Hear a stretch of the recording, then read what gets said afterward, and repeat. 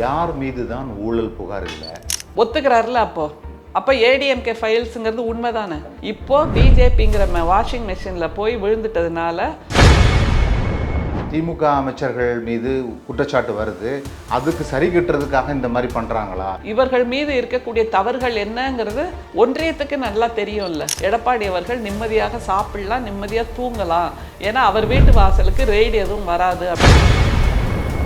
டெல்லியில் டாக்டர் கலைஞர் அவர்கள் 6 மணி நேரம் காத்திருந்தவர் தானே. 4 கார் மாறி போனீங்கல்ல, அப்படியா போனார் கலைஞர்? கம்பீரமாக தானே போய் இறங்கினாரு. முகத்தை மூடிக்கொண்டு வெளியே வருகின்ற அளவுக்கு தன்மானத்தை இழந்து நிற்கின்ற ஒரு எடப்பாடி அவர்கள் எப்போதும் கம்பீரமாக நிமிர்ந்து நிற்கக்கூடிய, எந்த இடத்திலும் கொள்கையை விட்டு கொடுக்காத கலைஞரை பற்றி பேசுவது என்பது திமுக ஆட்சி காலங்களில் மட்டும்தான் அதிக அளவில் சாலை விபத்துகள் நடக்குது. பிஜேபி ஆளுகின்ற double engine triple engine Sarkar இருக்கக்கூடிய மாநிலங்களில் எவ்வளவு மோசமாக அவர்கள் கட்டுகின்ற பிரிட்ஜ் எல்லாம் கண்ணு முன்னாடி விழுது.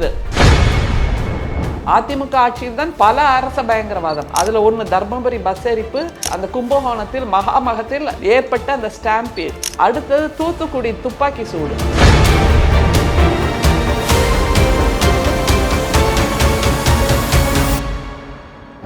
வணக்கம் மேடம். வணக்கம். யார் மீது தான் ஊழல் புகார் இல்லை? எனது உறவினர்கள் தமிழ்நாடு முழுக்க இருக்காங்க, அவங்க ஈடெண்டர் போட்டது எனக்கு தெரியாது அப்படின்னு எதிர்க்கட்சி தலைவர் திரு எடப்பாடி பழனிசாமி அவர்கள் சொல்லியிருக்காங்க. இதை வச்சுக்கிட்டே அமலாக்கத்துறை வழக்கு போட முடியுமா? யார் மீது தான் ஊழல் வழக்கு இல்லை அப்படின்னு கேட்குற அந்த ஒற்றை கேள்வியிலேயே எவ்வளவு தூரம் இவர் பிஜேபியோடு கரைந்து போய்விட்டார் அப்படிங்கிறது தான் தெரிய வருது. ஏன்னா ஊழல் வழக்கு இருந்தால் அதெல்லாம் ஒன்றும் பிரயோஜனம் ஒன்றுமே இல்லைங்க, தோளில் தட்டி விட்டுட்டு போயிட்டே இருக்கலாம் அப்படிங்கிற மாதிரி இவர் வந்து விட்டார். அப்படின்னா தமிழ்நாட்டு மக்களே புரிந்து கொள்ளுங்கள், இவருடைய உண்மை சொரூபம் இதுதான் அப்படின்னு தமிழ்நாட்டு மக்களுக்கு நாம் இவரை வெளிப்படுத்தி ஆகணும், எக்ஸ்போஸ் பண்ணணும். ஒத்துக்கிறாருல அப்போ ஏடிஎம்கே ஃபைல்ஸுங்கிறது உண்மைதானே. நாங்கள் மக்கள் முன்னாடி நாங்கள் எந்த தவறும் செய்யவில்லை அப்படின்னு அவங்க சொல்லாமல் யார் மீது தான் ஊழல் வழக்கு இல்லைன்னு சொன்னால் இவர் தன்னுடைய ஊழல் வழக்கை ஏற்றுக்கொள்கிறார், ஒத்துக்கொள்கிறார். அதை மன்னித்து விடுங்கள்ன்ற டோனுக்கு நிற்கிறாருன்னா, இப்போ பிஜேபிங்கிற வாஷிங் மெஷினில் போய் விழுந்துட்டதுனால அந்த மாதிரியான பேச்சும் இவருக்கு சர்வசாதாரணமாயிடுச்சு. அப்போ பாருங்கள், தமிழ்நாட்டு மக்களுக்கு தான் நம்ம இதை திரும்ப திரும்ப சொல்லணும். ஊழல்ங்கிறதை சர்வசாதாரணமான ஒன்று.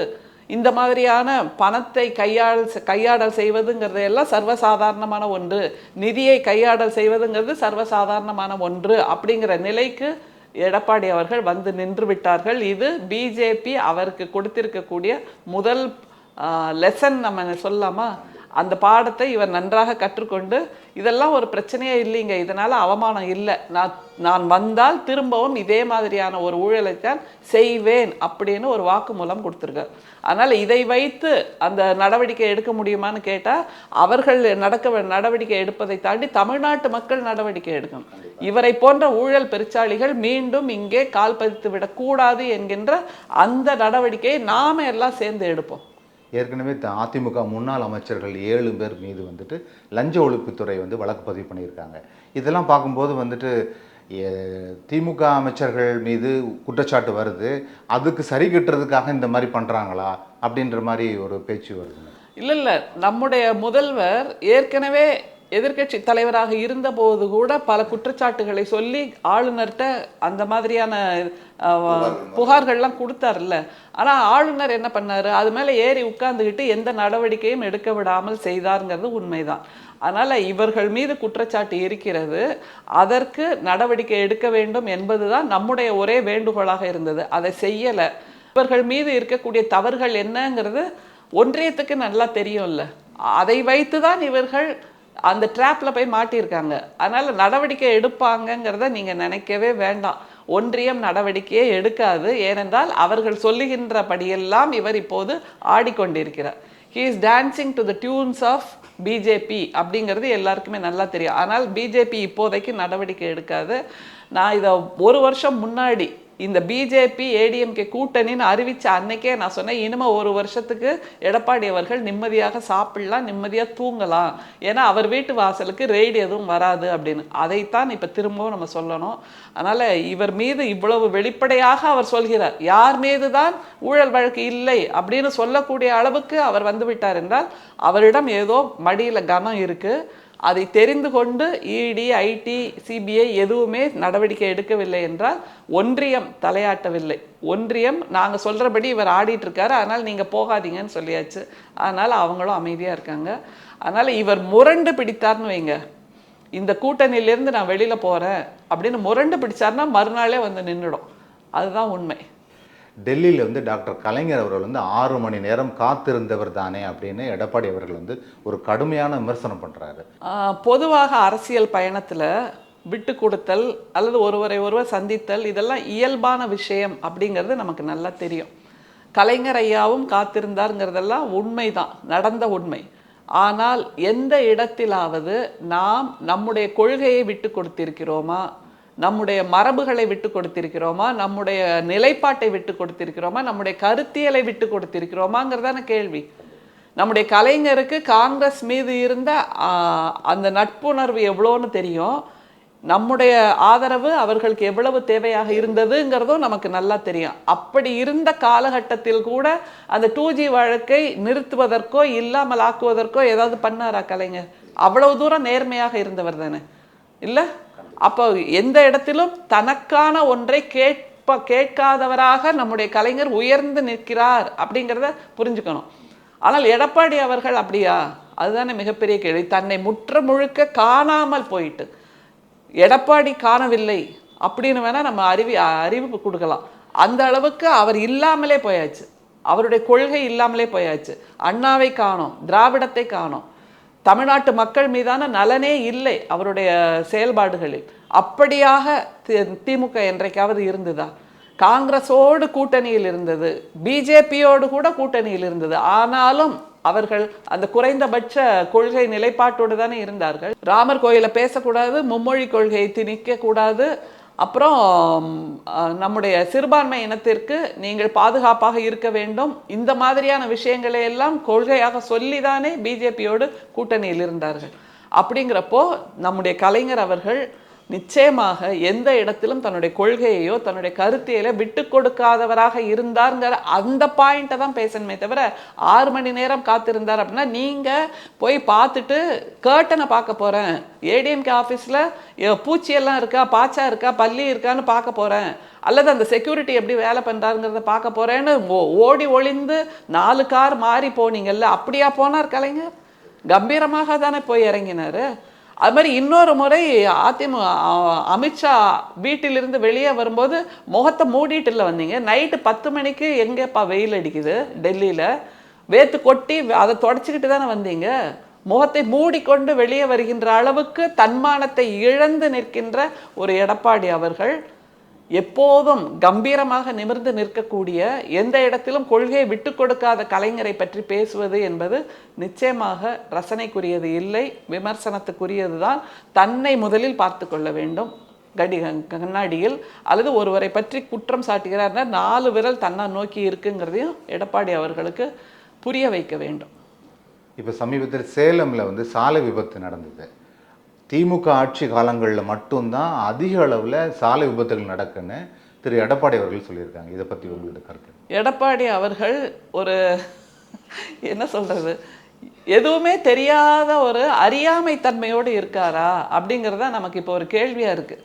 அதாவது அந்த பிஜேபிங்கிற மகுடி, அந்த மகுடி ஆட்டத்துக்கு, மகுடி சத்தத்துக்கு ஏற்ற மாதிரி ஆடிக்கொண்டிருக்கின்ற ஒரு நச்சுப்பாம்பாக, ஒரு நாகப்பாம்பாக எடப்பாடி இருக்கிறாருங்கிறதுக்கு சான்று தான் இந்த பேருந்து விபத்தை பற்றி பேசுவது, சாலை விபத்தை பற்றி பேசுவது. இதில் மிக முக்கியமாக நம்ம கவனிக்க வேண்டியது, அந்த சாலை விபத்தில் உயிரிழந்தவர்கள் அல்லது காயமடைந்தவர்கள் இவர்களை பற்றி ஒரு அனுதாபம் தெரிவிப்பது, அவர்களை பற்றி அக்கறை சொல்வது, இதையெல்லாம் விட்டுட்டு இதில் கூட ஒருத்தர் அரசியல் பண்ணுறாருன்னா எவ்வளவு கீழ்த்தரமான சிந்தனை அவருக்கு இருக்குது. ஒரு டயர் வெடிக்குதுன்னா கூட உடனே திமுக ஆட்சி சரியில்லைன்னு சொல்கிறாரு. இந்த பக்கம் ஒரு காக்கா பறந்ததுன்னா உடனே திமுக ஆட்சி சரியில்லை, இங்க ஒரு குருவி பறந்துச்சுன்னா திமுக ஆட்சி சரியில்லை, எதற்கெடுத்தாலும் திமுக ஆட்சி சரியில்லைன்னா நீங்கள் கூட்டணி வைத்திருக்கக்கூடிய பிஜேபி ஆளுகின்ற double engine triple engine Sarkar இருக்கக்கூடிய மாநிலங்களில் எவ்வளவு மோசமாக அவர்கள் கட்டுகின்ற பிரிட்ஜ் எல்லாம் கண்ணு முன்னாடி விழுது. மிக சமீபத்தில் உத்தரப்பிரதேசத்தில் ராஜ்நாத் சிங் அவர்களும் ஆதித்யநாத் அவர்களும் திறந்து வைத்த அந்த 4 வழி கிரீன் காரிடார் மறுநாளே பெரிய பள்ளம் உள்ள விழுந்தாச்சு அந்த சாலை. இதெல்லாம் கண்ணுக்கு தெரியல அவருக்கு. தமிழ்நாட்டில் இயல்பாக நடக்கக்கூடிய சில விஷயங்கள், பேருந்து விபத்து அல்லது சாலை விபத்துங்கிறது இயல்பாக நடக்கும்.